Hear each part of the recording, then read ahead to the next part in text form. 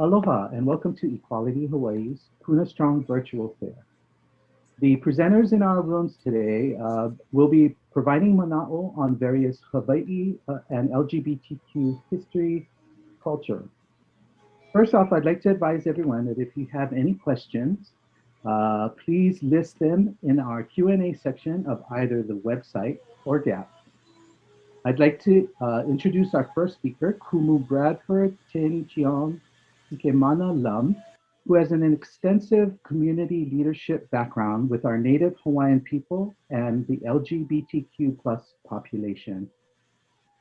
Today, Kumu Bradford will talk about the history of Aikane relationships in Hawaii. So everyone, please welcome Kumu Bradford Tin Cheong Ikemana Lum. Thank you. Thank you very much, Glenn. I really appreciate this opportunity to tell you about Aikane relationships in Old Hawaii. Many of the people don't know what happened to our culture. And this is part of our culture. This is part of who we were as a people. And I would like to, today, I would explain in detail exactly what happened from the Kamehameha dynasty to our chants and give you a broader understanding of Aikane, Moe Aikane, and Mahu. So those are the three differences. Um, and again, thank you very much for this opportunity. Aikane. Let's go from the very beginning, and I'm going to give you a brief introduction on Aikane. And Aikane was an intimate partner of the same gender and deeply cherished, particularly by the Alii or chiefs. Moe Aikane refers to this type of relationship in itself. Both male and female chiefs could be in an Aikane relationship. Moe Aikane were different from Mahu. Moe Aikane was a type of relationship between two people. This is found in many cultures, such as Maori, who have taka tapuki, puhi rather, excuse me. Mahu was a space between genders within culture of society in itself. Moe Aikane were celebrated in mo'olelo or stories, including Pele and Hi'iaka stories or epics.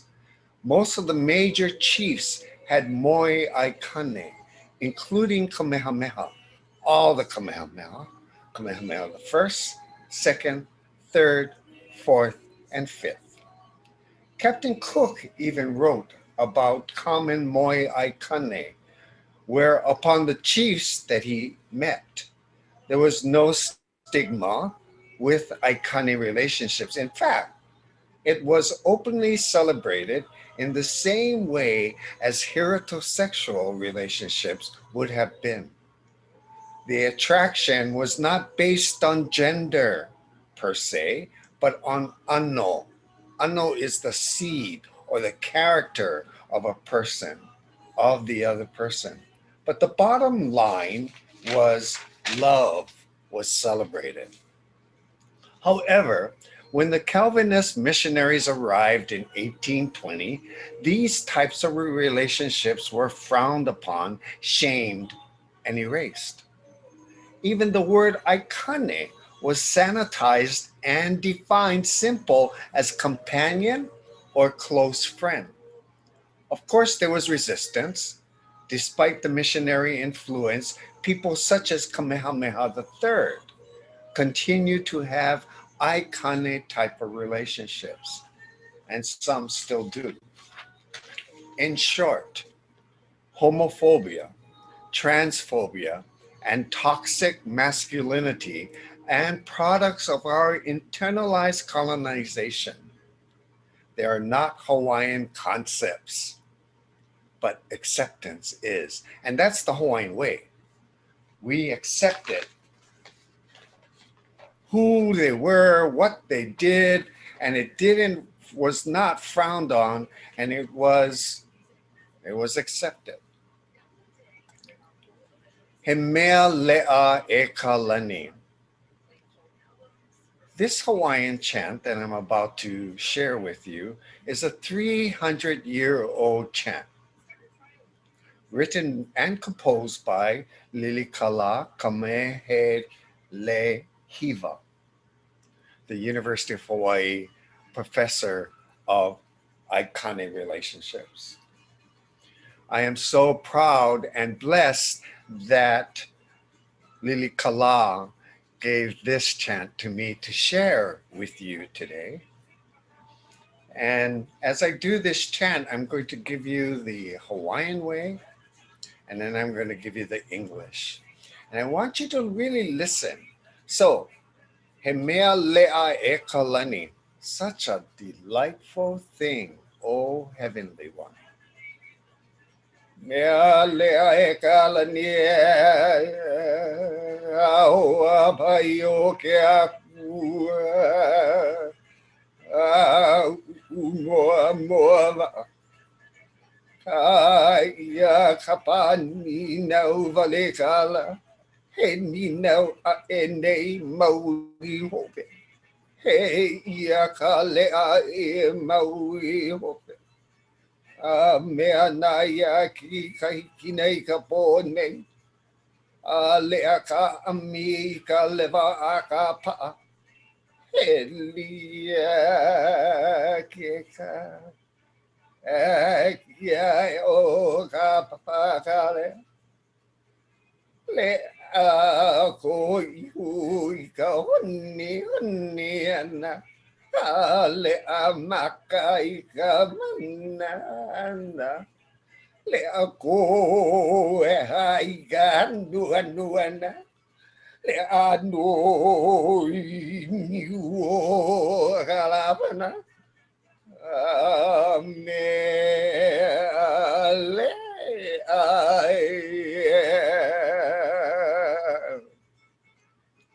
Such a delightful thing, O heavenly one, the sparing companion of the god, the sharp unsheathed point at the stern of the canoe, the fish called just asking the sun.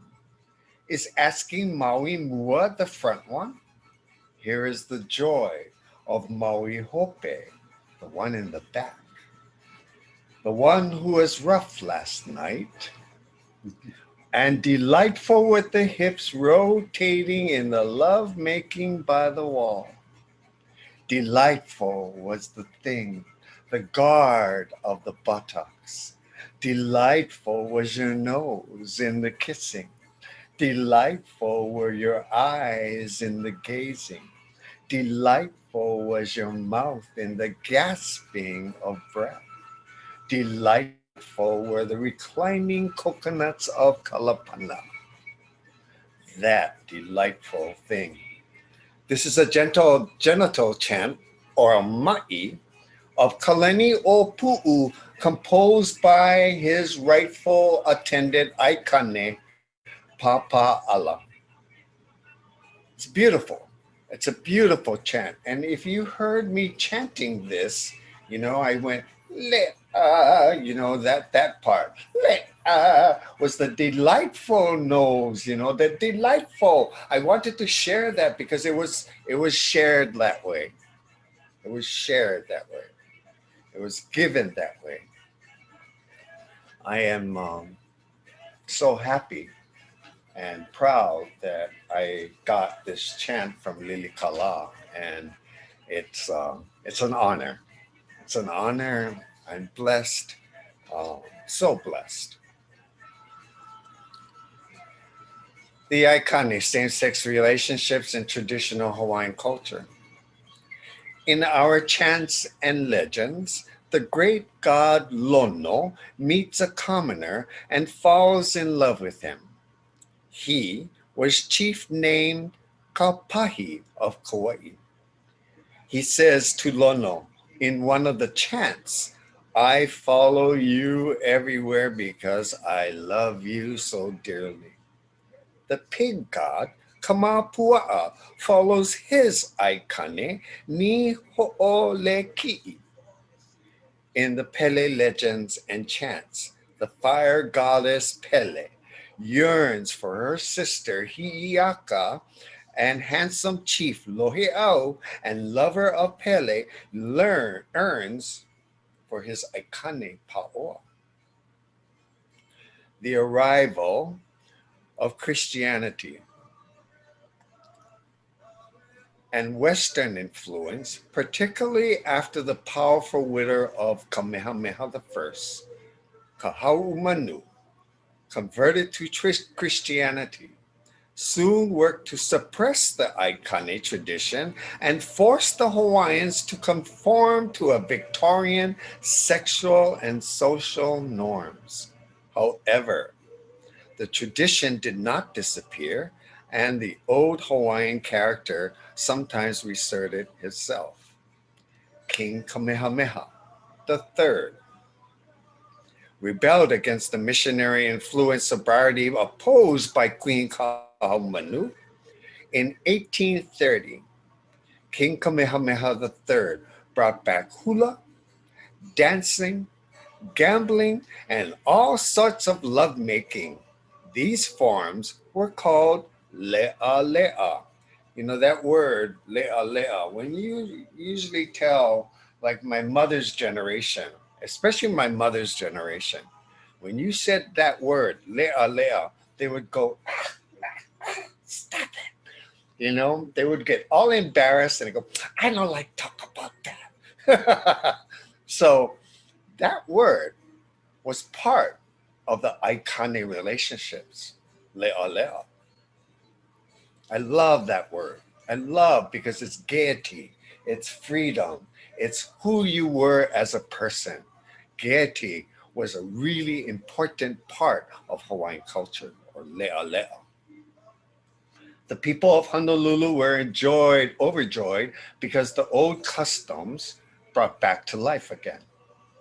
When came time for Kamehameha III to appoint a kuhina or nui, a prime minister, he was forced by other Alii to bypass his aikane, Kaome, and choose his half brother, Christian convert Kina'u. Another high chief turned Christian named Kai Heba kidnapped Kaome, and in a struggle with the king who had come to free his favorite Aikane, shouted, You are not the ruler of this kingdom. Stop indulging in evil ways. It was really funny because that was part of our culture. And because of the missionaries, they changed it. Kamehameha III rescued his Aikane, Kaome, returned to Tahiti, and within a year, Kaome was found dead. We don't know what happened to Kaome. Either he was poisoned or by disease, because so many Polynesians died by disease.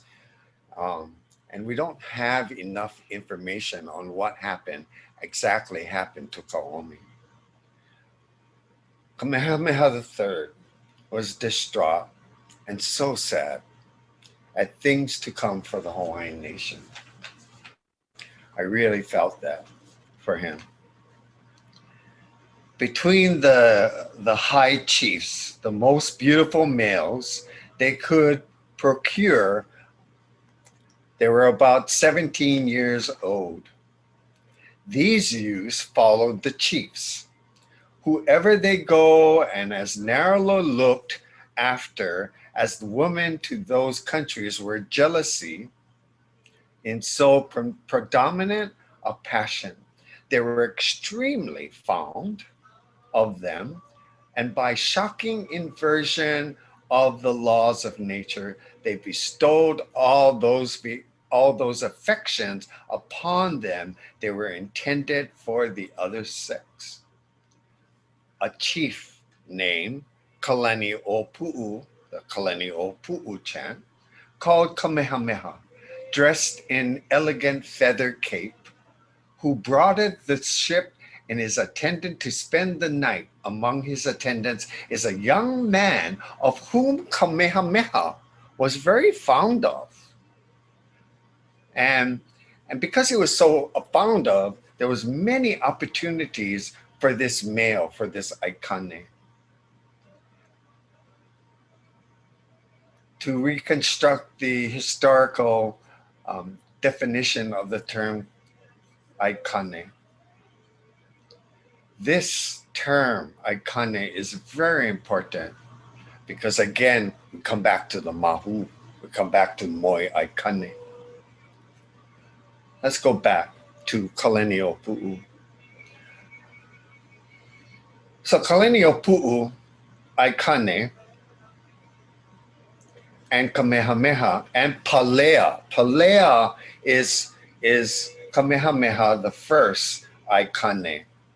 Seems to have directly influenced the famous change of events leading to the the death of Cook. They knew that Cook was going to die anyway. By the time Cook's return trip to Kealakekua, the for ship repairs, Kamehameha replaced Palea as Kalani'opu'u's forerunner or Aikane. Palea, without his formal influence and power, was now rogue and a provocateur of, of, of what was about to happen. Historians agree that responsible of the theft of one of the European small boats of Captain Cook's small boats, the incident led to armed scuffle. And what happened in the armed scuffle was the death of Cook. Because it may be 2 or 3 of the leading Aikane was responsible for the death of Cook. Unreal. Now, in history, they don't tell us about that. They don't tell us about, oh my God, the Aikane was the forefront of killing Cook. Wow. For me, when I read this, um, uh, this was like a total big, huge thing. There was ample evidence that Aikane was practiced by most chiefs, usually bisexual chiefs. Most of them had wives as well. And I suspect the Hawaiian women were probably bisexual too. But I don't have much evidence of that. And I don't think it was restricted by the chiefs, but that's all I know, really. Liho Liho, Kamehameha II, had a whole gang called Hulumanu. You know, it's really funny. That word, Hulumanu, I had a foundation. I still kind of do. I still have to pay my foundation fees. We don't have money, but it was set up as to help LGBTQ Native Hawaiian youth for housing, because if they get kicked out of their homes, you know, we were there for them. So I'm coming back to, sorry, I'm moving all over the place, but I just want to let you know that Hulumanu for me is a very special name. It was a special name for Kamehameha as well.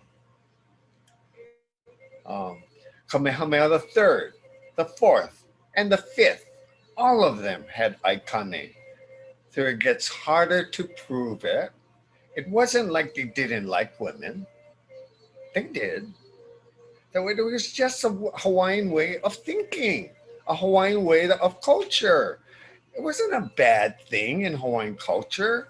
The problem is, this is the problem, is that we're stuck now in a Christian moral universe where so much is hidden. I'm so happy that I get to tell you about this. I'm so happy about about sharing this information with you all.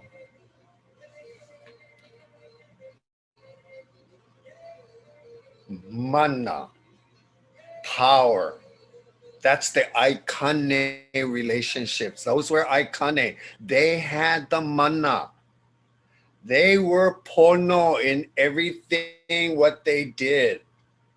They were pono. If a man were handsome and somewhat talented in dance and poetry, he would be part of Ali Inui. Ali Inui is the high chief.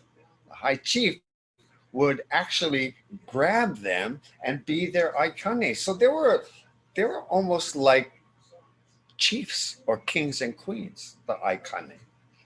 After living at the court for a time, he might get lucky and be taken as a lover by the Alii or a Hawaii Wahine chiefess as well. Lono was the patron of those arts that celebrated human sexuality, and these were included his path to mana, power.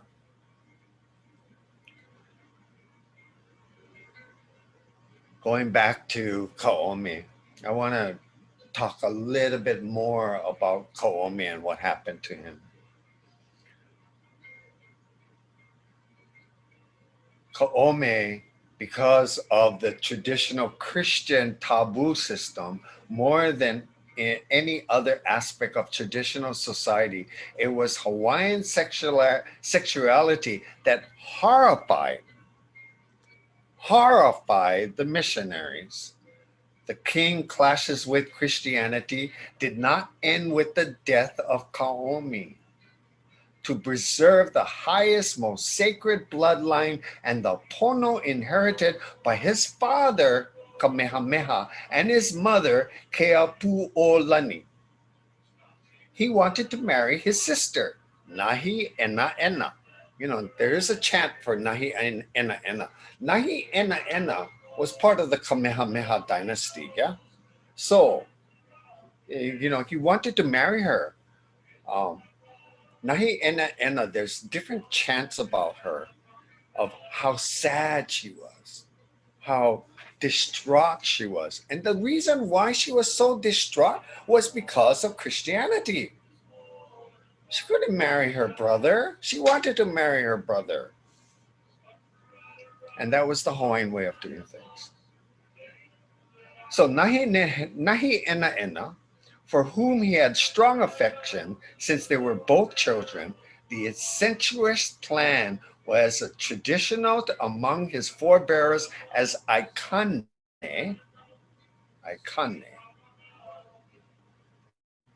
was strenuously opposed by the missionaries and their Alii converts. Kauikeo'oli relented only when his younger sister died in 1833. Grief stricken, he never stopped mourning her. He gradually adopted Western ways and married a low-ranking Alii. In Hawaiian culture, that wasn't it. You must do that. You gotta marry something on high caliber. You have to marry somebody or aikane because they were the ones who carried the pono. They were the ones who carried the mana. So acceptance, acceptance is a really big thing today. That's why we have gay pride. That's why we're proud of who we are. But we're forgetting about our iconic past. And that's why I'm here today to explain some sorts of this. And I hope, I just hope that one day we don't have to do parades. We can be proud. We can walk down the streets hand in hand. We can kiss anyone. And it doesn't matter. But we need this right now. We need pride, unfortunately. And the reason why, because we need to tell our story.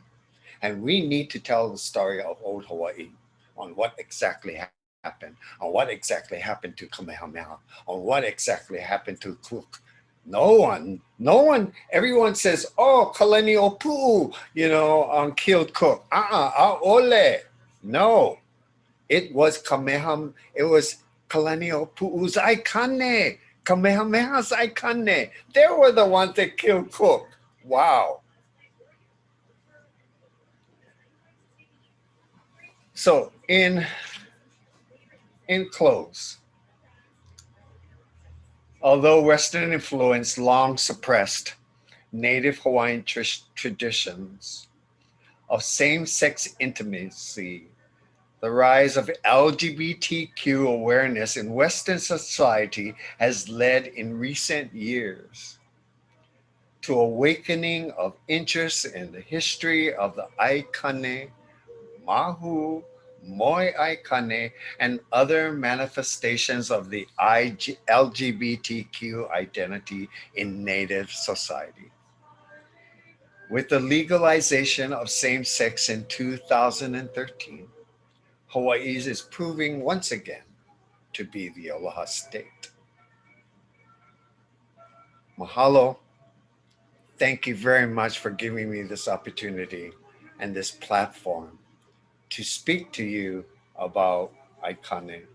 I hope that now you understand that there is a deeper meaning of mana. We carry all of us. You don't have to be Native Hawaiian. We are all of our Aikane, all of our gay and brothers and sisters.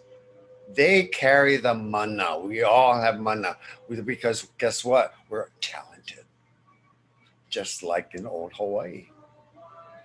We're talented. Unfortunately, there's a really dark side to the gay society. And that's what I'm here to change that dark side, to understand who you are as a person, to make you feel that, hey, I'm proud of who I am and no one can touch me. That's it. That's it. Aloha pride. There is sorry, I was like, I keep on saying, okay, I'm gonna go. I'm not like um, there is one thing more, and I had to pull it up for you guys. I'm sorry. Um, and I have to look for it. Um, but I wanted to share this with you, and this is a really important um, part of Hawaiian culture, or um, um, of who we are as a people. You know, it's it saddens me to see destruction in our society today. And the reason why there's so much destruction is because there's so much dissension against who we are as a people, against gay people, period. Even in the Hawaiian society, we really have to make sure that we are pono in what we say, what we do, we stand upright, we take responsibilities for our mistakes, and we move on. And we're not stuck. As an elder of the LGBTQ uh, Hawaiian uh, culture, uh, I really see destruction happening today. It saddens me, but I also see light. So we talk about Ao. Ao is light. Po is darkness. So when Po comes in, when there's darkness, there's always Ao. And Kalamai, yeah. So I'm trying to look for that. I don't want to leave yet. So you guys gotta wait for me um, until I pull this up, because this is really super important and to share with all of you. Here it is. Kapua Aloha, a multi-dimensional concept and practice inspired by our kupuna. It places a discipline of compassion in all of us and helps us internalize our thoughts and words and deeds without harming others. It honors the energy of life found in aloha, found in compassion, and helps us focus on its ultimate purpose and meaning, and in a non-violent and peaceful consciousness. So when you hear the word kapua aloha, that's exactly what it means. It's the highest form of aloha. And I want you to keep that. I wanted to share that with you because that's really important. That kapua aloha, to show in our pride, to show in our aloha pride, to show who we are as a people, Native Hawaiian or non-Native Hawaiian. Mahalo very much. I am so blessed to share my mana'o with you today. Aloha mai, aloha mai, aloha no. Please take care.